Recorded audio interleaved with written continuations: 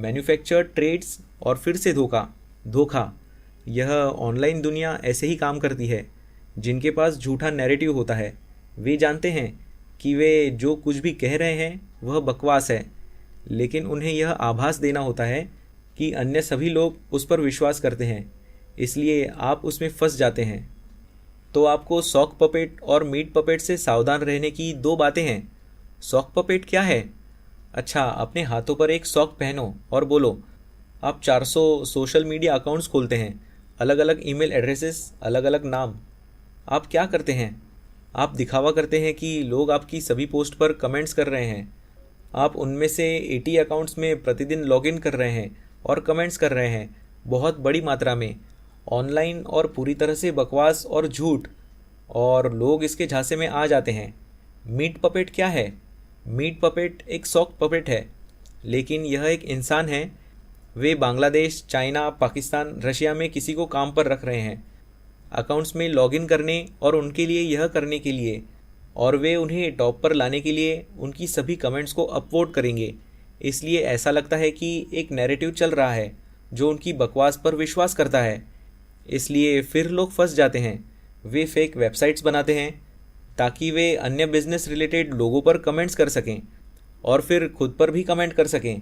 यह एक sock puppet fake website है, फेक रिव्यूज़, और वे खुद पर फेवरेबल रिव्यूज़ देंगे और फिर अपने कॉम्पिटिटर्स पर रिव्यूज़ जो फेवरेबल नहीं हैं। तो यह है कि वे सभी इसे कैसे करते हैं, या वे सचमुच में एक्चुअल क्रिमिनल एक्टिविटी में इन्वॉल्व हो सकते हैं, जो ट्रेड्स के इक्विटी कर्व्स बना रहे हैं, जो वे दावा करते हैं कि उन्होंने ये समय में पीछे जाकर किया है, जो उन्हें समय के साथ पैसा बनाते हुए दिखाता है, और उन्होंने जो कुछ भी किया है वह एक स्प्रेडशीट या वेबसाइट के बैक एंड में गया है। $5 पर खरीदें, $565 पर बेचें, यह टाइप किया है, और यह केवल उनके इक्विटी कर्व्स को अपडेट करता है, और यह थर्ड पार्टीज़ द्वारा ऑडिट नहीं किया जाता है। यह अकाउंटेंसी कंपनी द्वारा ऑडिट नहीं किया जाता है। उनके पास एडमिनिस्ट्रेटर्स नहीं होते हैं। यह सेल्फ एडमिनिस्ट्रेटेड होता है, और यह एक्चुअल में क्रिमिनल एक्टिविटी है, क्योंकि आप एक्चुअल में जो कर रहे हैं, आप फाइनेंशियल परफॉर्मेंस, लाइफस्टाइल और सोशल मीडिया पोस्ट बेच रहे हैं। यह वह सामान है जो रिटेलर्स को विचलित करने के लिए डिज़ाइन किया गया है। इसलिए ट्रेडिंग और लाइफस्टाइल के बीच के घालमेल पर बहुत अधिक जोर दिया जाता है। इसलिए निश्चित रूप से यदि आप जानते हैं कि आप क्या कर रहे हैं, तो इससे कोई फ़र्क नहीं पड़ता है कि आप बटन कहाँ दबाते हैं। यह एक ट्रेडर के रूप में आप जो करेंगे उसका 1% से भी कम है। यह अन्य 99% है जो महत्वपूर्ण है। आप एक पूल में बैठकर हर हफ्ते 10 एक्चुअल में अच्छे ट्रेडिंग आइडियाज़ के साथ नहीं आ सकते हैं। आपको एक्चुअल में काम करने की आवश्यकता है। आप बटन दबा सकते हैं जब आप स्विमिंग पूल में लेटे हों, लेकिन आपको अन्य 99% काम करना होगा। और आप हमेशा एक एजुकेटर को बता सकते हैं जिसके पास ट्रेडिंग का कोई एक्सपीरियंस नहीं है, क्योंकि वे लगातार लाइफस्टाइल नैरेटिव को आगे बढ़ाएंगे। यह उम्मीदों और सपनों का निर्माण कर रहा है, और वे इसे कैसे करते हैं? सबसे आम तरीका एयरबीएनबी पर घरों को किराए पर लेना और अपने घरों का एमटीवी क्रिब स्टाइल का टूर करना। लेकिन वे सचमुच एक दिन के लिए ही घर किराए पर लेते हैं और वे इसके मालिक नहीं होते हैं। यह एक दिन के लिए किराए पर लिया जाता है, और वे एक दिन के लिए ही सुपर कार भी किराए पर लेते हैं, और घर और कार में वे पूरे दिन फिल्मिंग करेंगे और 3-4 महीने का कंटेंट एक ही बार में जमा कर लेते हैं और इसे 3 महीनों में धीरे धीरे बाहर निकालते हैं। इसलिए वे इन्वर्जन नैरेटिव को धीरे धीरे बाहर निकालने के लिए कंटेंट के रिकॉर्ड फाइल्स बनाते हैं।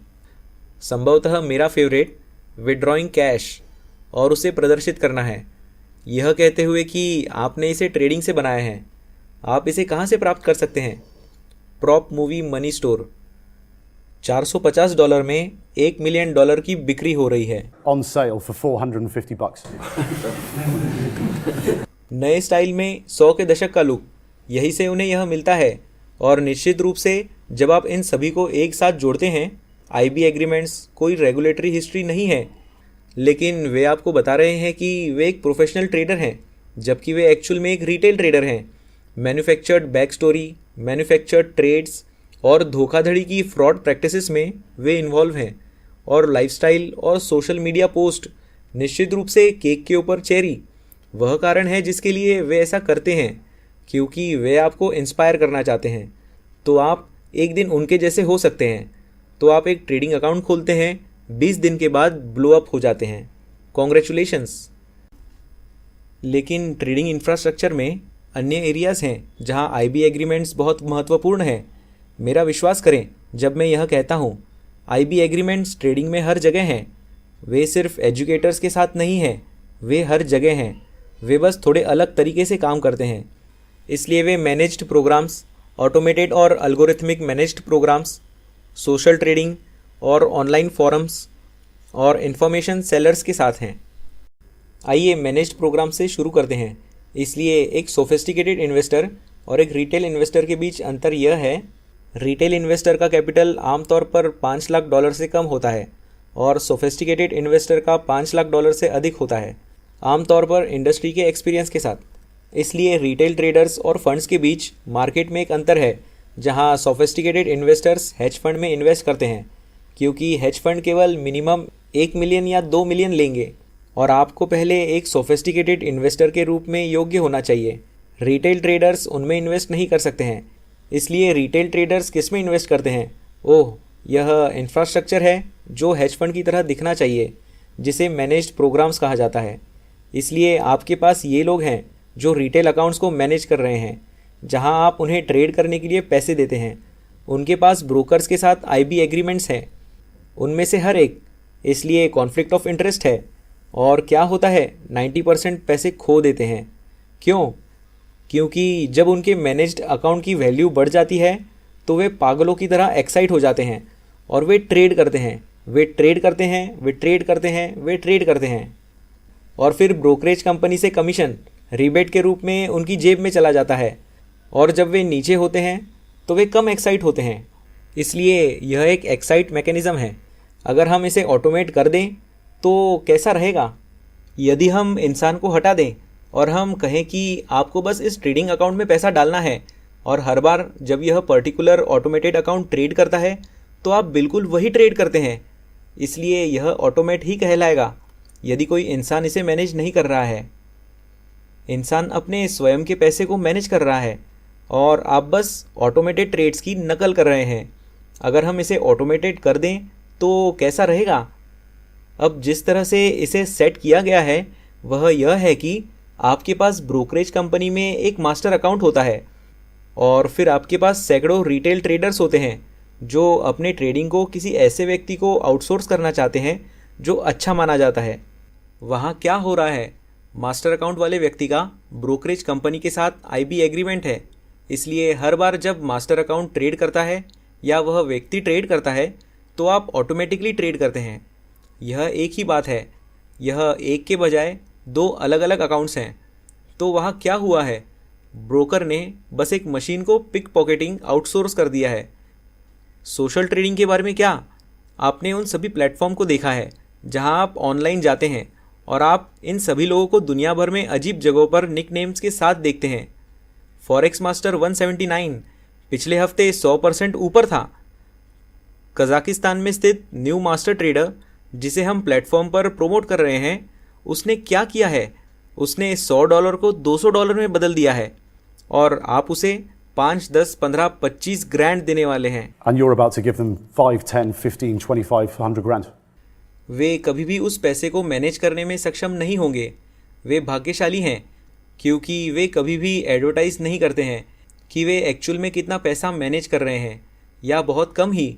लेकिन ऐसा कुछ जो बहुत ही कम एडवर्टाइज़ किया जाता है और कोई भी एक्चुअल में इसके बारे में असली सच्चाई नहीं जानता है जब तक कि आप इंडस्ट्री के अंदर न हो। उनके 80% प्रोफाइल फेक हैं। लोग मौजूद ही नहीं हैं। उन्होंने फेक प्रोफाइल बनाए हैं और social trading platform brokerage platform है। वे इसके मालिक हैं, या यदि वे इसके मालिक नहीं हैं तो उनके पास ब्रोकरेज प्लेटफॉर्म के साथ एक आईबी एग्रीमेंट है। तो आप क्या कर रहे हैं? ठीक है, आप पिछले उदाहरण जैसे ही कर रहे हैं। ब्रोकर ने एक एल्गोरिदम सेट किया है जो कुछ अकाउंट्स के माध्यम से सिग्नल फायर करता है और आपने एक मास्टर अकाउंट के तहत एक सब अकाउंट सेटअप किया है। बस इतना ही आपने किया है और फिर आप ऑटोमेटिकली उस व्यक्ति के ट्रेड्स की नकल कर रहे हैं जो मौजूद ही नहीं है। और ये सभी लोग इससे बच निकलते हैं क्योंकि वे साइप्रस और माल्टा जैसे स्थानों में रेगुलेटेड हैं जो यूरोपीय संघ में हैं, लेकिन वे एक्चुअल में अपने रेगुलेशन को लंदन में पासपोर्ट कर सकते हैं। इसलिए वे एफसीए रेगुलेशन के साथ समाप्त होते हैं जब उन्हें एक्चुअल में नहीं करना चाहिए। और रेगुलेटर्स ने एक्चुअल में पिछले कुछ वर्षों में उन पर बहुत सख्ती से कार्रवाई करना शुरू कर दिया है और सोशल ट्रेडिंग प्लेटफॉर्म साइट्स में कई इन्वेस्टिगेशंस हुई हैं और उन्होंने एक्चुअल में पाया है कि उनमें से 80% फेक प्रोफाइल्स हैं। इसलिए पिछले 2 वर्षों से इन प्लेटफॉर्म्स के सभी मालिक एक्चुअल में फेवरेबल प्राइस पर एग्जिट की तलाश कर रहे हैं और एक्चुअल में उनमें से एक को 10 मिलियन पाउंड की ऑफ़र की गई थी। इसलिए हमने कुछ लोगों को कुछ जांच पड़ताल करने के लिए भेजने का फ़ैसला किया और 2 हफ्तों बाद कंफर्म किया कि 80% प्रोफाइल फेक हैं। वेल डन, आप फिर से ठगे गए हैं। आईबी एग्रीमेंट या ब्रोकर। Online forums. क्या आपको लगता है कि ऑनलाइन फोरम आपके फ़ायदे के लिए बनाए गए हैं? तो आप जा सकते हैं और कुछ ऐसे लोगों से बात कर सकते हैं जो स्टॉक्स, फॉरेक्स, कमोडिटीज़ के बारे में जानते भी नहीं हैं। वे आपके फ़ायदे के लिए नहीं बनाए गए हैं। बहुत सारे प्रोफाइल फिर से फर्जी हैं और फोरम के मालिक, जो कंपनी उनके मालिक हैं, वे एक्चुअल में आईबी एग्रीमेंट्स द्वारा इंसेंटिवाइज्ड हैं। स्क्रीन के दाईं ओर ब्रोकर के एड्स पर क्लिक करने का प्रयास करें। देखें कि क्या होता है।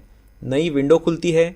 यूआरएल की जांच करें कि यह क्या कहता है। यह एक एफिलिएट प्रोग्राम है और उनके पास उस ब्रोकर के साथ एक आईबी एग्रीमेंट है जो उनके प्लेटफॉर्म पर एडवर्टाइजिंग दे रहा है।